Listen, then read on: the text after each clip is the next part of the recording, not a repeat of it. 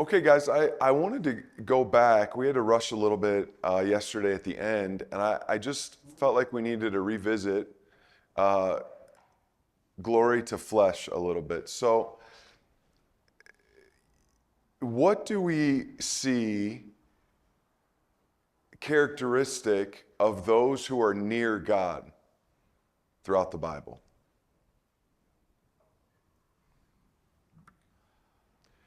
One common characteristic of those who are near God is that they are dazzlingly bright with light, right?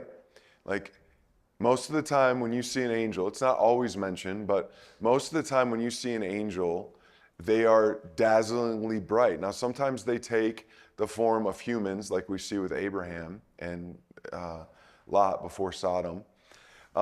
But lots of times they are just these glorious creatures.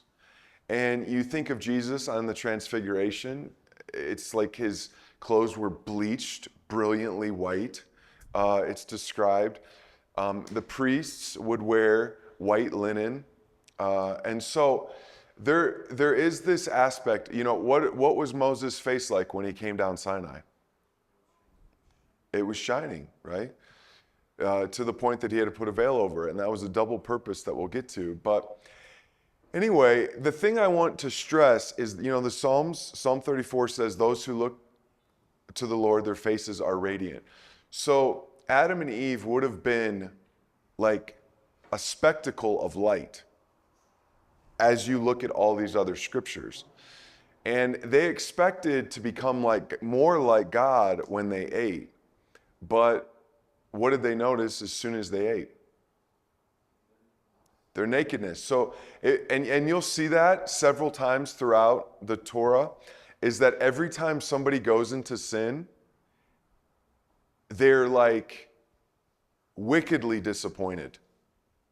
Adam and Eve expect to be more like God than they were. All they notice is their nakedness. Esau, he comes in and he sees this brew that Jacob's cooking, and he calls it red, is what he says. Give me some of that red. Now, it's possible that Esau thought it was stew with blood, because he calls it red. And the reason I think that's the case is because after he eats it, the narrator says, and it was lentils. So in other words, it wasn't anything like a stew that would fill you up. It was more like an appetizer. It was just a small thing. And he squandered his birthright for it.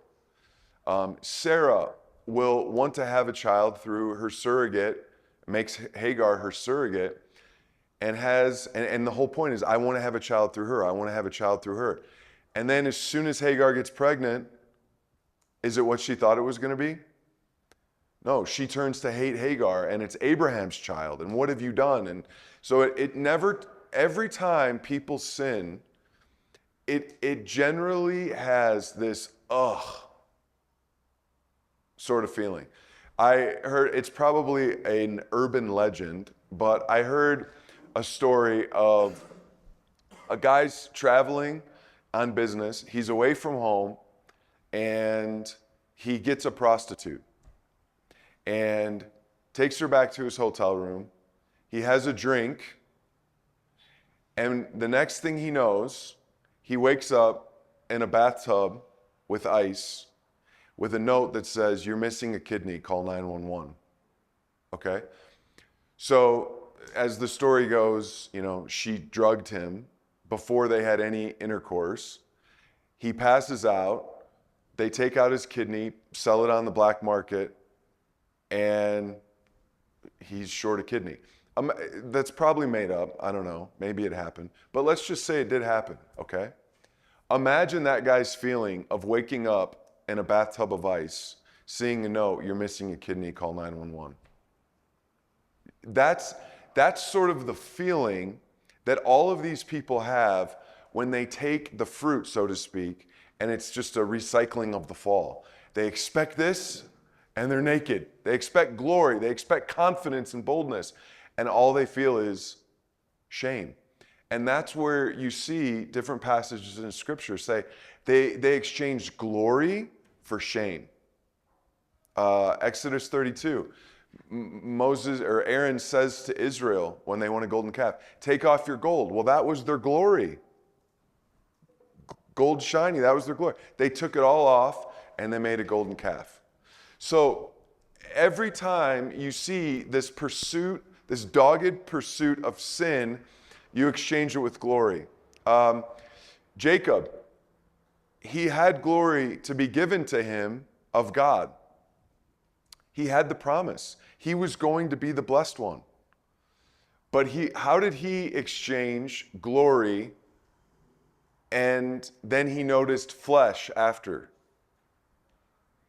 So he had glory in getting blessing, but then he's clothed with goat skin, which exchanges the glory for flesh. Do you see that? So always keep an eye out for the glory someone has and them exchanging it, and what you'll find in place of it is flesh. People exchange glory for flesh. That's just a big theme that's important to catch. Okay?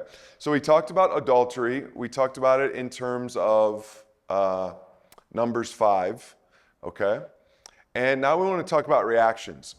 So Adam and Eve have, I would say, 3 pretty sure reactions to their sin. After they sin, they react, okay? And these are instinctual. Like they feel it in their guts the moment they sin. There are things they need to do.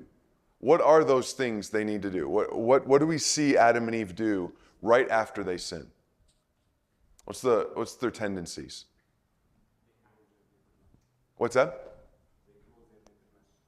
They clothe their nakedness. And what do they clothe them with? Okay, yeah, and they're referred to as loincloths, okay? So when you read that term, loincloth, do you think of an outfit? What do you think of?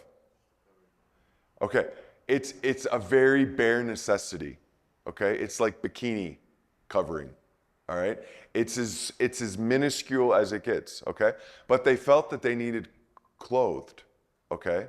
All right, so yeah, very good. That's one. What's the second one? They hide. They go and they hide behind the trees, okay? So, yep, they feel like they need to hide when they hear God coming into the garden, okay? And then there's a third reaction. Once God begins talking to them, what does each of them do? Abel?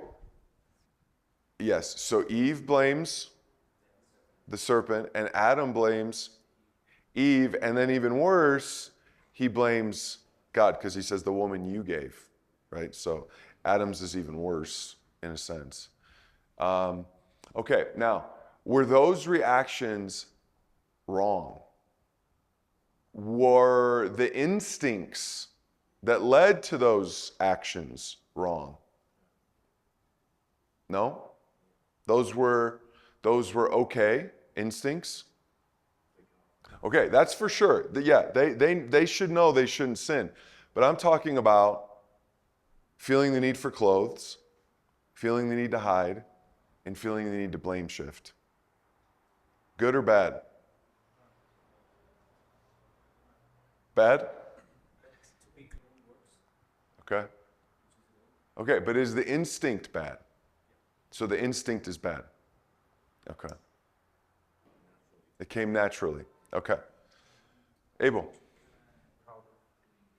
Okay, so there's a good shame. Like in Jeremiah, it will say they don't even know how to blush. That's a really bad thing. When you forget how to blush and having that shame. Like there's no shame. Good. Israel. Okay, so there's an appropriateness to how they feel. Okay. All right, and that's what I'd like to suggest to you guys, that there is an appropriateness to each of these instincts, okay? So the need for clothing was not necessarily wrong. I do agree with you, Doggy, that it was their works, okay? But the instinct to hide was also not wrong. They are privy to the white hot judgment of God for their sin. So there is that side of it. And then the need to blame shift. Now, yeah, that is not well, to do that. That's a sign of pride in this. So I just want to entertain the idea that these instincts that they have all have some sense to them, okay? And the reason I think it's important to do that is because, now, before I go there, let me say this. What should Adam and Eve have done?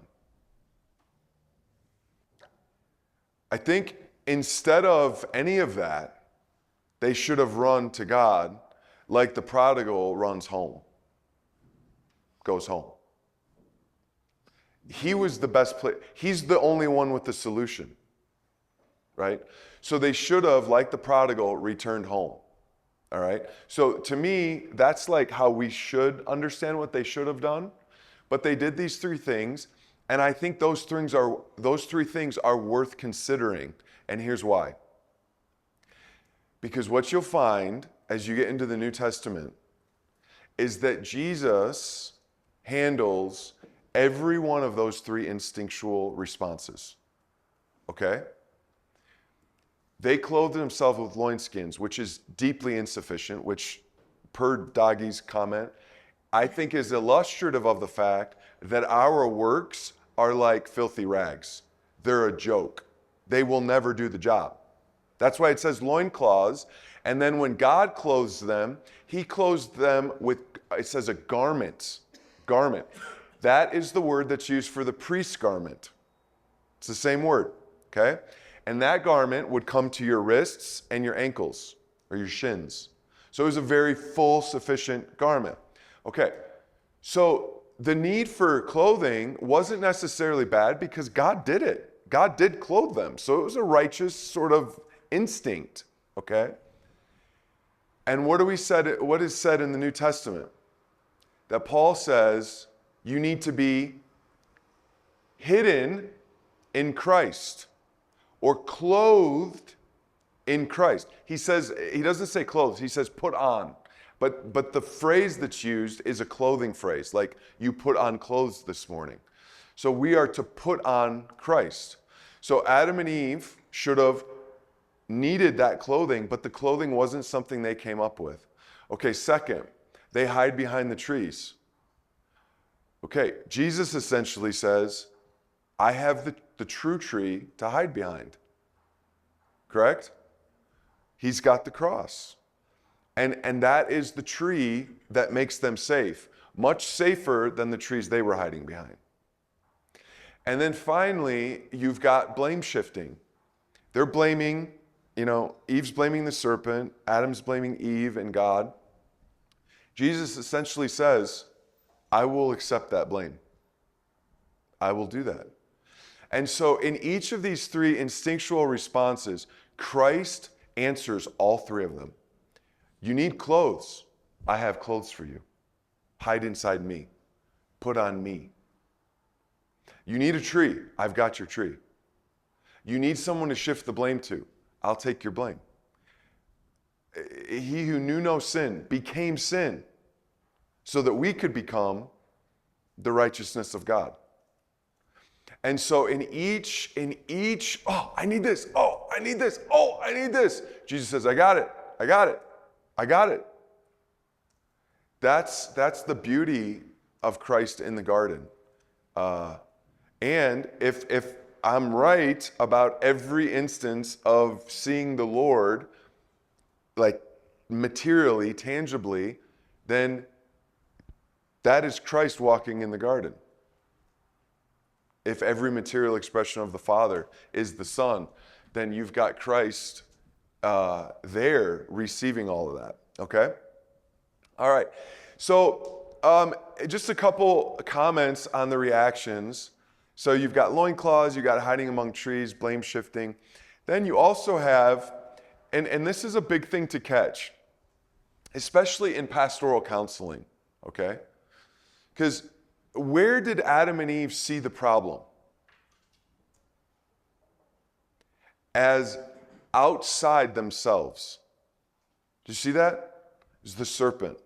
James says, like, Satan doesn't ultimately make anybody sin. It's our lust that does it, okay? So they saw the problem as outside versus within. And guys, what you'll find frequently, not just in your sin, but in the sins of the people you counsel, it's very easy to think the problem is outside you instead of being inside you. And you'll see this all throughout Israel's history, that they think the problem's this, that, or the other thing. And Moses will say throughout the Torah, no, the problem is you need a new heart. That's the problem. These sins, it's like, the guy that goes to the doctor and says, Doc, I don't know what's wrong with me. He's like, when I touch my leg, it hurts. When I touch my shoulder, it hurts. When I touch my head, it hurts. He's like, you got a broken finger, right?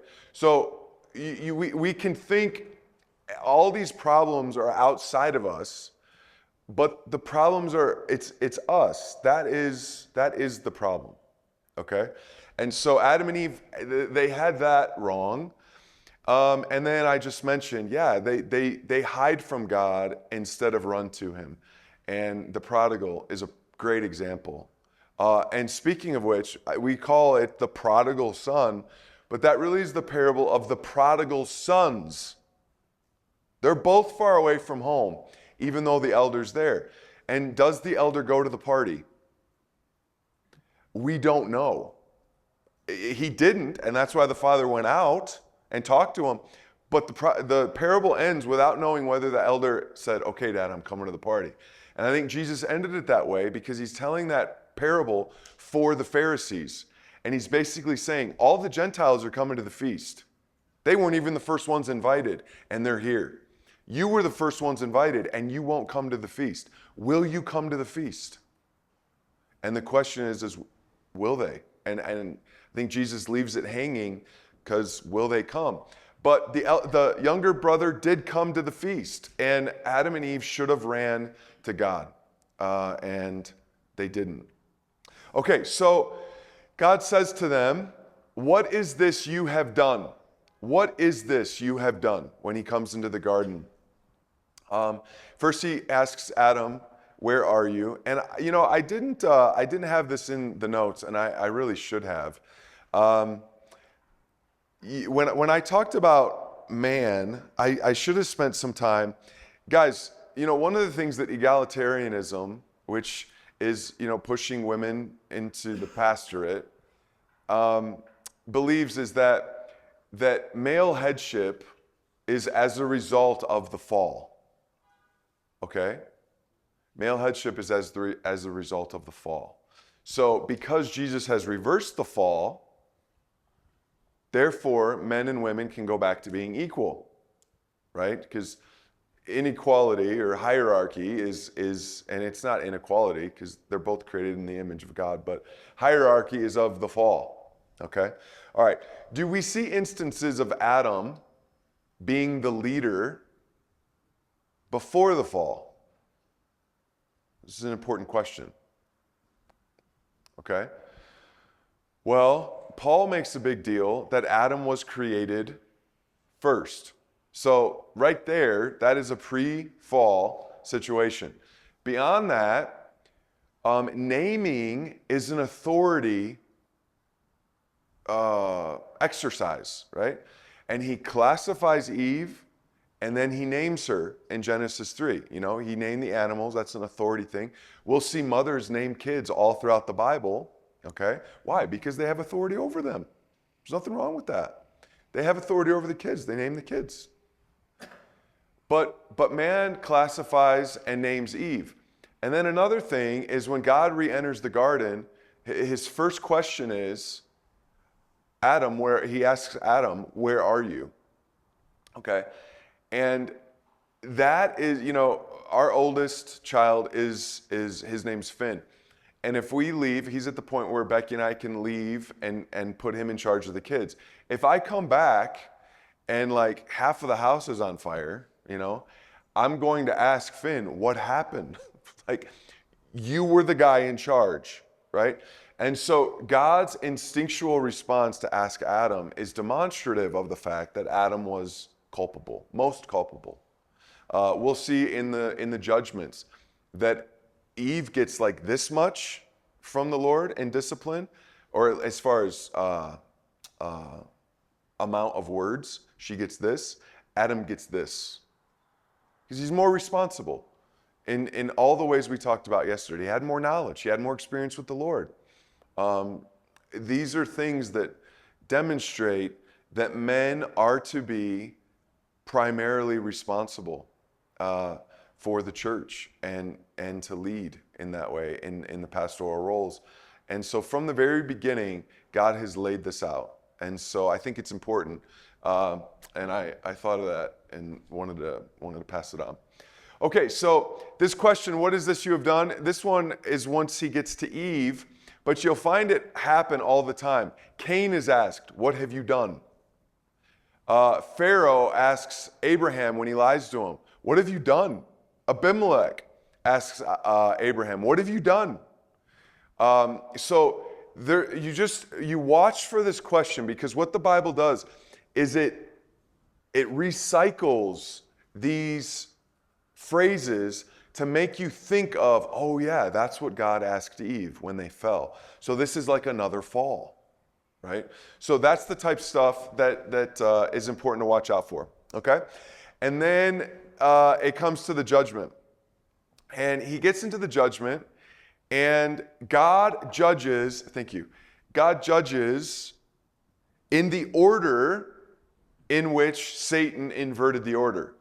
He talks he accepts Satan's inverted order. Remember how we talked about serpent, woman, man, God? He does that. He talks to the serpent first. And this is very like God, okay?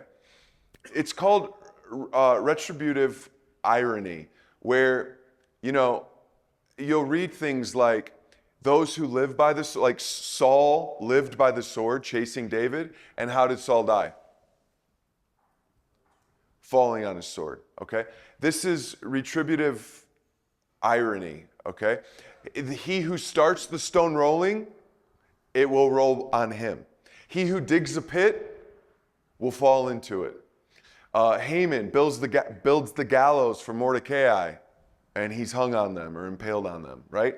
So this is something you see all throughout the Bible. It's basically the lex talionis idea, where it's eye for eye, tooth for tooth. Okay? What you've done, it will be done to you. Okay? So Jesus will say, what you whispered in your houses will be shouted from the rooftops. You see that with David. David slept with Bathsheba, and God essentially says to David, you slept with another man's wife in private, I will have your wife slept with in public. And that's exactly what happens. Absalom goes on the rooftop and sleeps with David's wives as a public declaration that I am taking over the kingdom. Okay? So these are things where God deals justice so amazingly. So amazingly. And guys, when we get to the Joseph narrative, you'll see that. And by the way, we got to finish Genesis today, so we will get to the Joseph narrative. But when we get there, you will see God's justice just beautifully measured out, okay? And we'll get to Lot here very soon.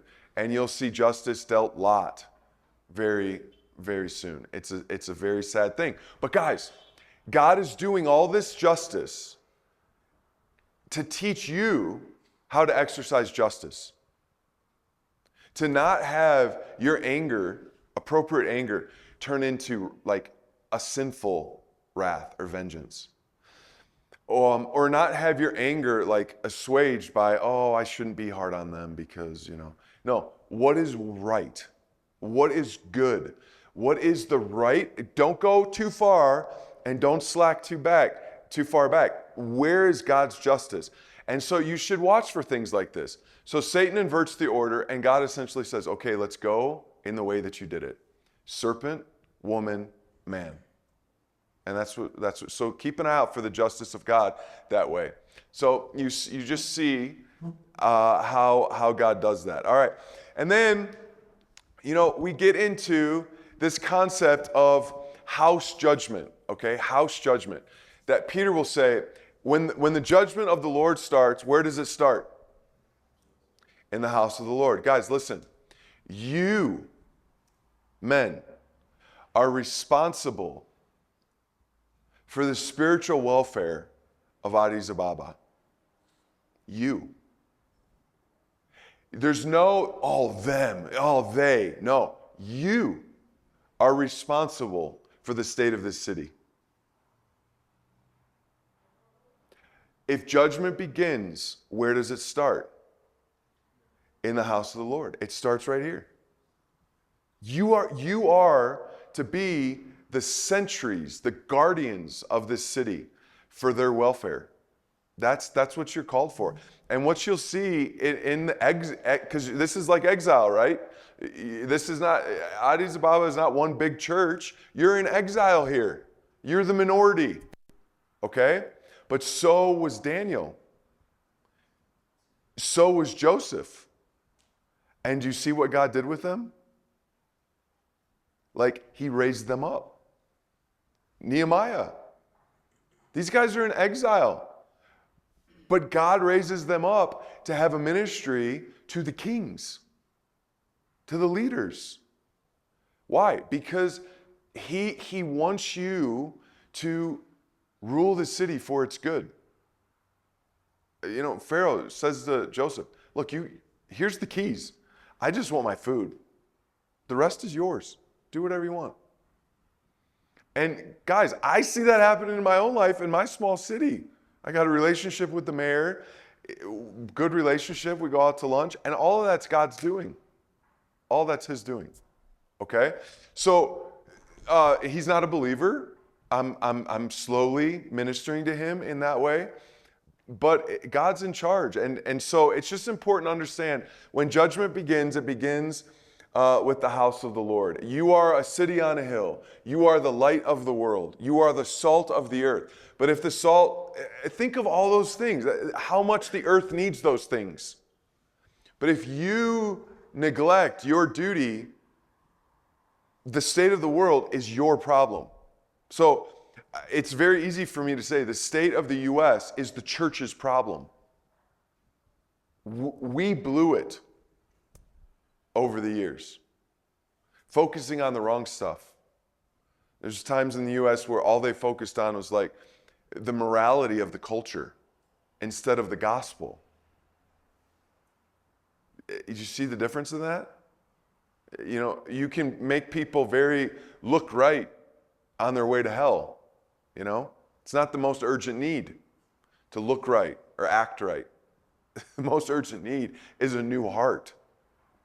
And then all that stuff will take care of itself. So it's judgment that begins with the house of the Lord. Okay. All right. Also to see in this judgment, let's see here. We go. Is the gospel. That, guys, in the very first judgment on the serpent, the gospel is given. That I'll put enmity between you, your seed and the woman's seed, but you will crush his heel and he'll crush your head. So this is the gospel. Eve believes that this will happen with Cain. And she doesn't quite believe it with Abel, probably because she's met Cain. And she names Abel, you know what your name means? Vanity or breath, vapor, yeah. So apparently from Eve's relationship with Cain, she's kind of like, okay, it's hopeless. Like, Cain is not the hope, and I don't know where the hope's going to come. So she names her next kid hopeless, or like, not hopeless, but breath, vapor. This life is fleeting. It's not good, And so it's an honest proclamation of her frustration. But you see, the gospel is there. What we talked about yesterday, what's the first thing you see when you enter into the temple of God or the tabernacle of God? the bronze altar. And the bronze altar was to have a fire burning continually, never go out. What happened at the bronze altar? You received forgiveness. So it's a really awesome concept to think of God's heart. That God's heart is burning like an altar, always ready for forgiveness. And further, when the tabernacle moved, you need to think of it symbolically that when the tabernacle moves, the first thing that greets every new nation that it hits is the altar, symbolically, because that's the front of the tabernacle. That's the entrance. And that's why in the law, you'll find that there were certain people that needed to be annihilated, but then there were others that they would offer treaty. And they could be inculcated into Israel, and they could be forgiven. We see it.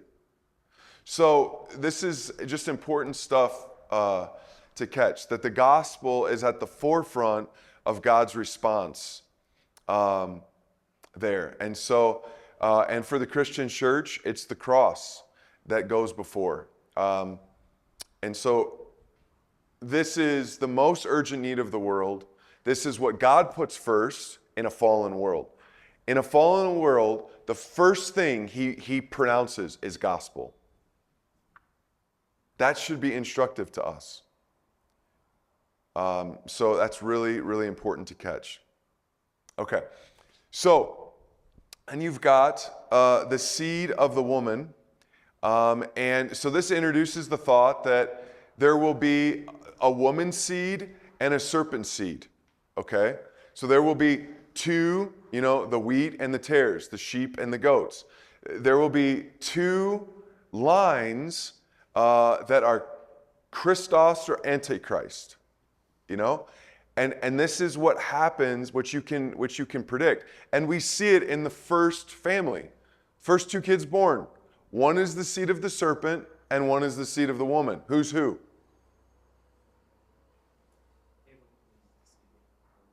Of course you'd be the guy saying that, right? And Cain is the seed of the serpent. Yeah, it happens. And so this is what we have to anticipate, okay? But what you'll find is, as a result of this, throughout Genesis, you will see women, and beyond Genesis, dying to have kids, okay? It's important to interpret it in this light, that these are women that are really longing for a child. And it's important to see that in terms of the seed of the woman, okay?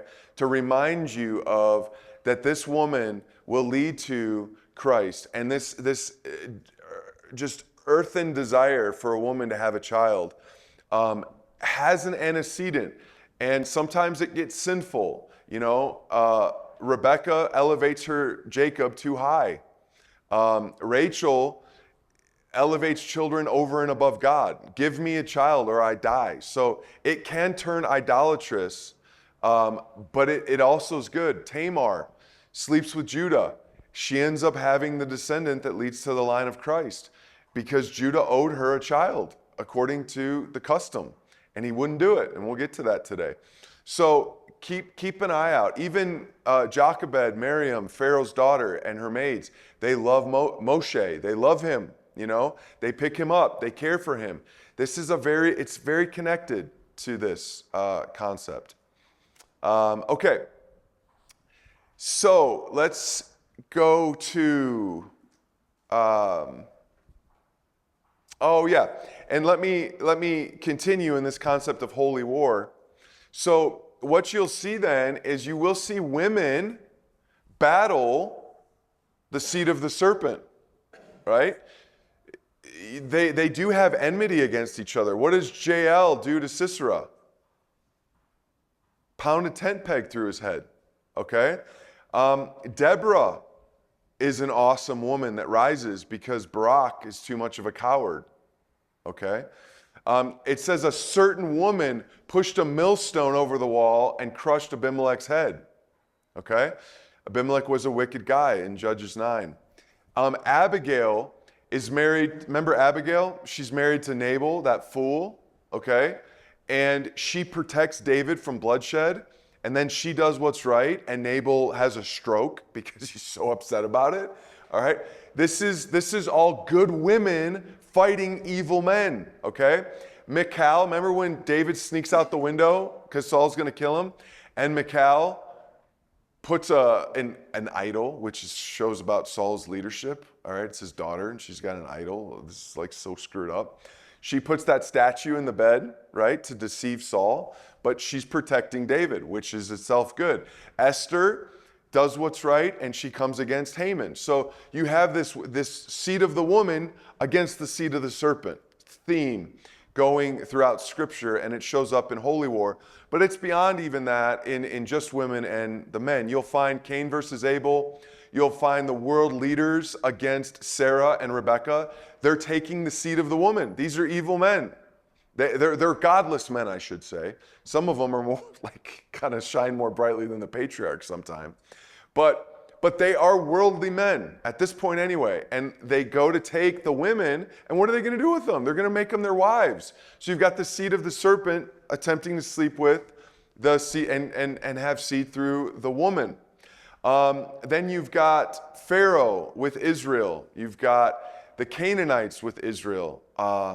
You've got the satraps versus David. You've got those Tobias and the like going against Ezra and Nehemiah as they build the wall. So this is the holy war theme in the Bible. And then you've got, of course, with Jesus, the Pharisees, the Sadducees, and the Romans against Jesus. These are all holy war ideas. The seed of the serpent versus the seed of the woman. Okay? All right. Then you have a theme introduced here, which is death by head wound. Peter Lightheart points this out. Death by head wound, okay? It's very fascinating how many bad guys die by a head wound. That's just a fascinating thing, and it all goes back to the serpent's head being crushed, okay? Who dies by a head wound?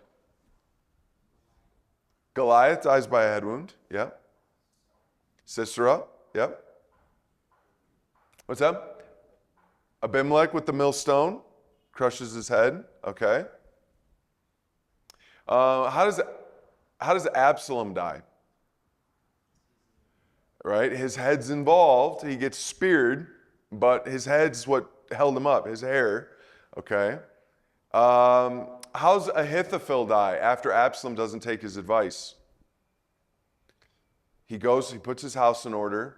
Remember, Ahithophel is Absalom's counselor against David. He was David's counselor. Which, by the way, something you only learn from the dusty genealogies there, is Ahithophel, guess who his granddaughter was? Bathsheba. You wonder, why would David's best counselor turn against him? That might explain it. It's like an interesting thing. But anyway, he goes home and he hangs himself. How does Haman die? On the gallows. How does Judas die? Hanging himself. So you've got death by head wound frequently in terms of the serpent, seed of the serpent. Okay? All right, so now let's talk about the commonality in the curses. Okay, so in the curses where God disciplines the serpent and Eve and Adam, they each suffer in their own realm. Okay? The serpent suffers on the ground. Eve suffers in the realm of childbearing and husbandry towards her husband.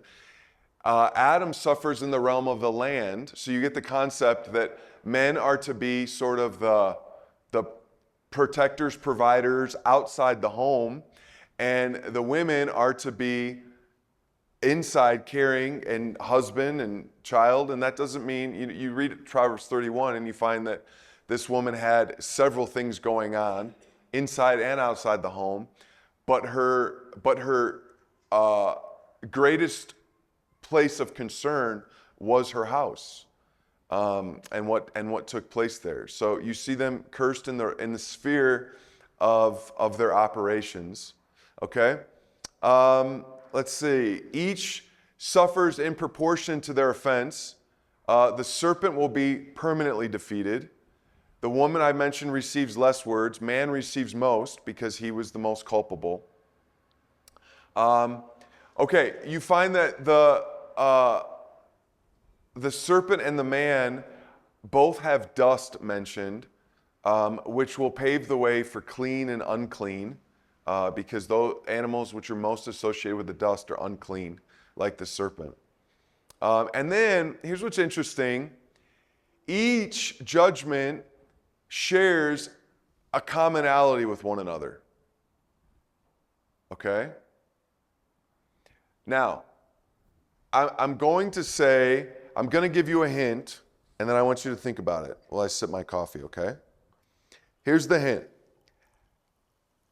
I want you guys to find the commonality, and I'm going to tell you that it's easy to find in that the first and the second, the serpent and the woman, both have it in theirs very clearly. What's the commonality between the discipline of the serpent and the discipline of the woman that say, that's in this one and it's also in this one? Give me cheese. What do you got? Children. Or children. Okay, very good. See, that's how the Bible works. Lightheart says it the best. He says, typology or biblical theology in the Bible is repetition with a difference. So it's saying the same thing, but it doesn't say it the same way. So seed has to do with children, and then childbearing has to do with children. Okay? All right. So the first two disciplines have to do with bearing children. Okay? Now, this is also how the Bible works.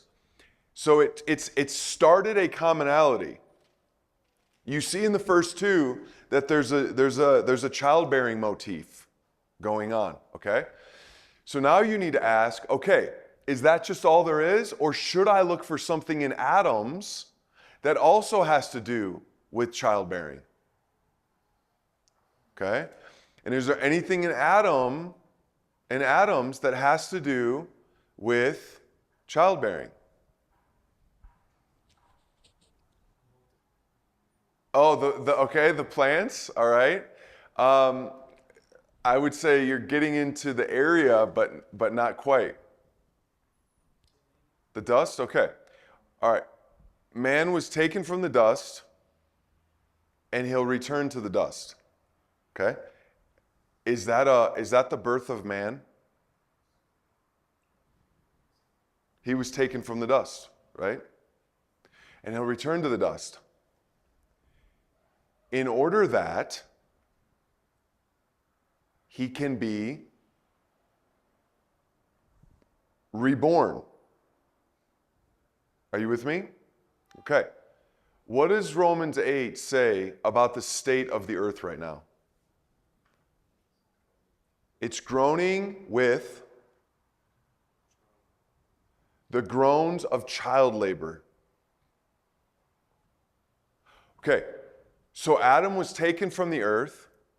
He's going to return to the earth, and the earth can't wait to give birth to man again as adoption of sons. Okay? So, all three curses have to do with childbearing. And Adam's is only possible through Eve's. Because it's through Eve's seed, Christ, that the second birth of man is possible in the adoption as sons. And so what this introduces is the theme of dust and ashes. Okay? Dust and ashes. So dust and ashes, you'll see that throughout the Bible, this dust and ashes. Dust shows up here, obviously. And what do people do with dust and ashes throughout the Bible? They put them on their head. They sit in them. Okay? All right, what is that all about? Well, remember, read the Bible as though it's the only book you have. Okay? So you say, okay, if dust and ashes is a theme, like Abraham will say to God in Genesis 18, when he's talking about Sodom and Gomorrah, he'll say, hey, listen, even though I'm only dust and ashes, I will ask you one more thing, you know? Okay, what is this? Well, let's go back to where it's first mentioned. and see if there's anything there. So you just saw dust mentioned. Adam's going to return to the dust. Is there anything in Genesis 3 that would make you think ashes in terms of man? Genesis 3, anything in terms of ashes in relation to man? And what makes ashes? Let's start there. All right, that's not a hard question. What makes ashes? Fire. All right, do we see any fire in Genesis 3? The flaming sword. There you go. All right, so in very close proximity, we find dust and ashes, or dust and fire, which makes ashes. If Adam passes through that fire, he's going to turn to ash. Okay, so what you find then is when people put dust and ashes on themselves, what you should think is, and this is why Abel, I was working with you, and you gave some insight there with the vegetation, because remember day 3? All right, what dust and ash and vegetation have to do with is like resurrection. I need to die. So James Jordan, when he goes through the book of Jonah, remember what Jonah comes and he says, in 40 days you'll perish. And the king says, okay, here's an edict. Everybody put on sackcloth. And the first time we'll see sackcloth is when Jacob thinks Joseph died. He'll put sackcloth on. So it's related with death. Okay? So the king of Nineveh says, hey, everybody put on ashes and sackcloth, even on the animals. Okay? And does God judge Nineveh? No. And then James Jordan asks, did Nineveh perish? He goes, absolutely they perished, but they perished in repentance before they had to be perished with judging. Do you see? They all died. That's what ashes is. That's what sackcloth is. It's effectively saying, I am dead. I'm dead. A lot of times they'll sit in it, or they prostrate themselves before the Lord. All of these they rip. Just like in creation, when something needs to be torn apart to be put together. So all of these things are images of, I need to die so that I can be reborn. So Adam needs to die so he can be reborn. But you can fast forward death without dying by putting dust on yourselves. And what's that called? Repentance. God gives a new heart, regeneration. And so what happens to the old man? It needs to, what does Paul say to do to the old man? Kill him. Put to death that which is of the old man. Okay? And so when you see these curses, the first two clearly have to do with child labor. And that leads you to say, does the third have anything to do with child labor? And then you see that Adam will return to the dust. And then you see dust picked up as a repentant resurrection sort of entity that we need God to remake either this situation or just myself entirely. And you have rebirth. You have resurrection. Okay? So it's important to catch that maybe, second to Eve's judgment, which promises the gospel, I would say is the birth, the resurrection concept in the curses. Okay?